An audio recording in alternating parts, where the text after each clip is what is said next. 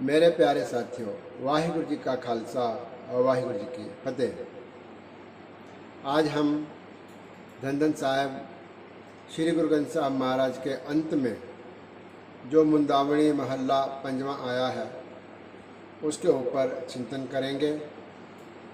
इस शब्द के अंदर, इस मुंदावणी के अंदर पंचम पातशाह महाराज जी ने सारे गुरु ग्रंथ साहब महाराज का सार लिख दिया है और इसको मुंदावणी का अर्थ है छाप।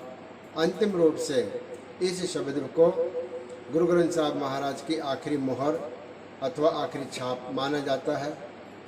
इसके बाद एक शब्द आता है तेरा कीता जातो नाही, और उसके बाद रागमाला की आरंभता होती है। सीधे शब्दों में अगर कहें कि मुंदावणी महल्ला पंजवा ही गुरु ग्रंथ साहब महाराज के फिलोसॉफिक वाणी का अंतिम भाग है, इसके बाद रागमाला है।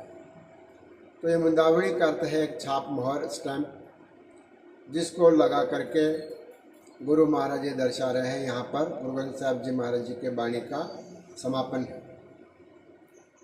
उस मुंदावणी महल्ले पंजवें का हम आज विचार और चिंतन करेंगे।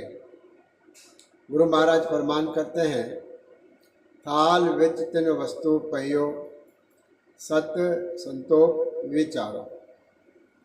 ये गुरु ग्रंथ साहब महाराज एक विशाल थाल के जैसा है, विशाल थाली के जैसा है, और इस थाली के अंदर गुरु महाराज ने अलौकिक पदार्थ पाए हैं गुरसिखों को खाने के लिए।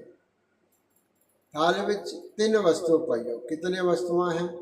तीन वस्तुएं जो प्रमुख है और जो गुरु ग्रंथ साहब महाराज के पूरे वाणी का आधार है। क्या क्या है? सत्य संतोख विचारो। सबसे पहले सत्य का वर्णन है। पूरे गुरु ग्रंथ साहब महाराज में अलग अलग स्थानों पर वाणी के अंदर केवल सत्य का विचार है। सत्य का विचार अर्थात ब्रह्म का विचार, परमात्मा का विचार। दूसरा जो महापदार्थ हमें परोसा गया है वह है संतोख।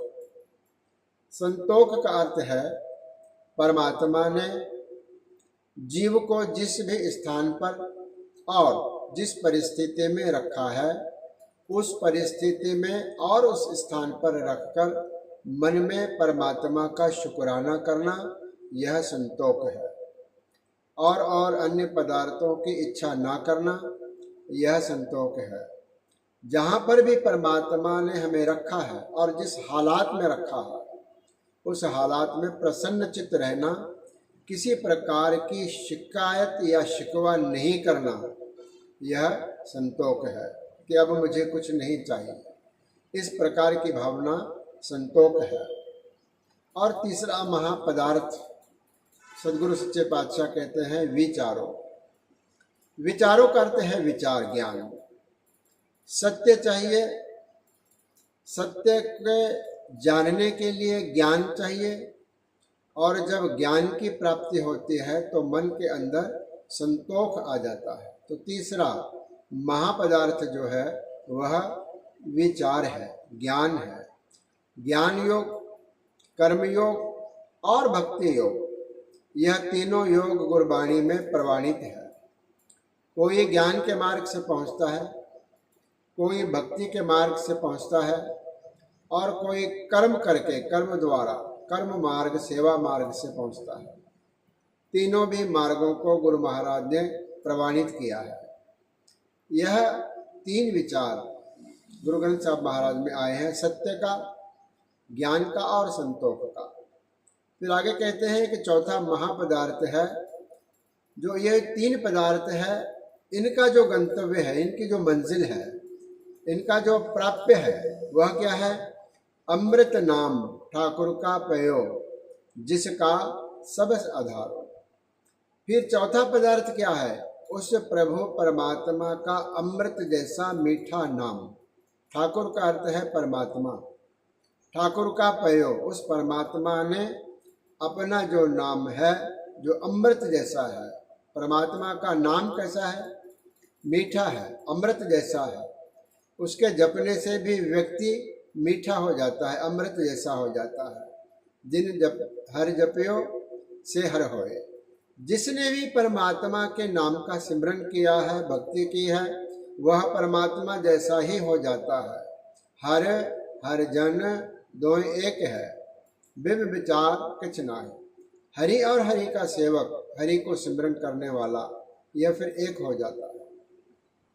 इसलिए चौथा जो महापदार्थ इस थाल में पाया गया है, वह प्रभु परमात्मा के नाम का अमृत है। अमृत नाम ठाकुर का पयो, जिसका सबस आधारो। जिस नाम का ही आसरा हर एक जीव को है, हर एक भक्त को है। जिन जिन लोगों ने परमात्मा के नाम को आराधा है, सिमरन किया है, उसके मन को और हृदय को उसके नाम का आधार है, परमात्मा के नाम का आधार है। उस आधार पे ही उसने सत्य को जाना, उसके नाम के आधार पर ही उसने संतोष को जाना, उसके मन में संतोष आया है, और उसके नाम के आधार पर ही उसने ज्ञान को जाना। ज्ञान को ऐसे जाना कि उस ज्ञान के मार्ग पर चलते चलते परमात्मा का उसको साक्षात्कार हुआ है। इस प्रकार से कुछ विद्वानों ने यहाँ पर जो थाल है, इसका अर्थ किया है हृदय रूपी थाल। थाल विच तिन वस्तु पयो, जीव के जिज्ञासु के अंतःकरण रूपी थाल में, हृदय रूपी थाल में यह तीन पदार्थ पाए गए हैं, सत्य और संतोष और विचार। और फिर उसके हृदय में जब नाम का वासा होता है तो ये तीनों भी वस्तुओं की प्राप्ति हो जाती है। इस प्रकार से मुंदावणी महला पंजवा के कुछ पंक्तियां रहती है, जिसकी हम निरंतर लगातार विचार परसों करेंगे। आज इतना ही। धन्यवाद। गुरु रख।